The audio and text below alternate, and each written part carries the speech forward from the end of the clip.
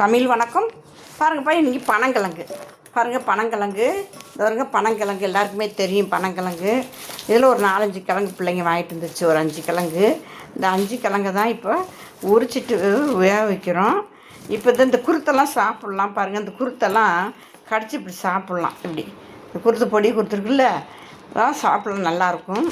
இந்த பனங்கிழங்கு தான் இப்போ பாருங்க உரித்து இப்படி மாதிரி உரித்து எடுத்து வச்சுருக்கோம். இதை வேக வைப்போமே.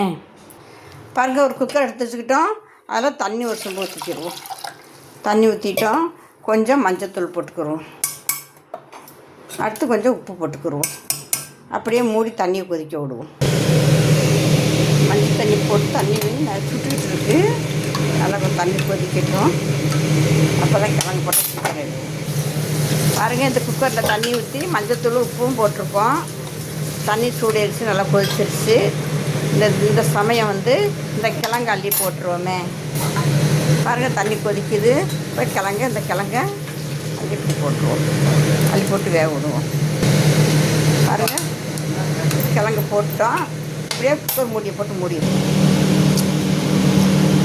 பாருங்கள், பயிர் ஊற வச்சு முளைக்க வச்சுருக்கோம். பாருங்கள் எப்படி இருக்குன்ட்டு. தட்டைப்பயிறு, கொண்டைக்கடலை, பாசிப்பயிறு எல்லாம் சேர்த்து ஊற வச்சுருக்கோம். அருமையாக ஊறிருக்கு பாருங்கள்.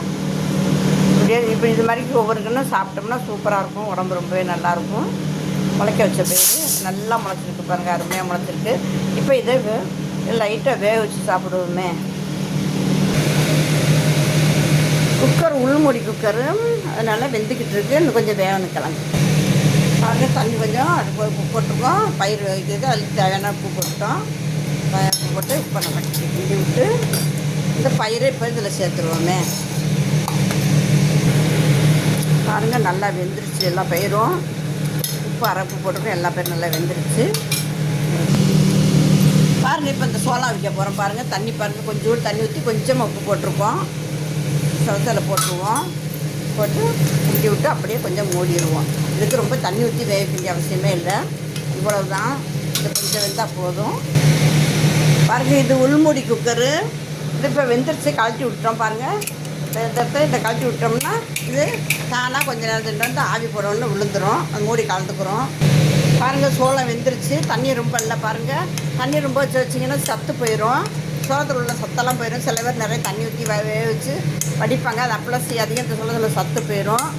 இதனால் தண்ணி இல்லாமல் அது பாருங்கள் செஞ்செல்லாம் கொஞ்சம் தண்ணி தான் போதும். பாருங்கள், அதையும் கூட தண்ணி மிச்சப்பட்டு போச்சு. இந்த தண்ணியை கூட இல்லாமல் நான் செஞ்சுருவேன் சில சமயம். பாருங்கள், இதுவும் வெந்துருச்சு. குக்கர் இன்னும் ஆவி போகலை. பாருங்கள், இன்னும் ஆவி போகல. இன்னும் கொஞ்சம் நேரம் ஆகும். அந்த பாருங்கள் தானாக விழுந்துருச்சு. இந்த ஆவி போச்சுன்னா தானாக உள்ளே இறங்கிடும்.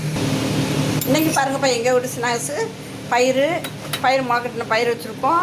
இந்த சோளம் வச்சுருக்கோம். இனிப்பு சோளம் வச்சுருக்கோம். வேணால் பெப்பர் பொடி போட்டுக்கலாம். வேட்டி சும்மா சாப்பிட்லாம். பனங்கிழங்காய் வச்சுட்டோம்.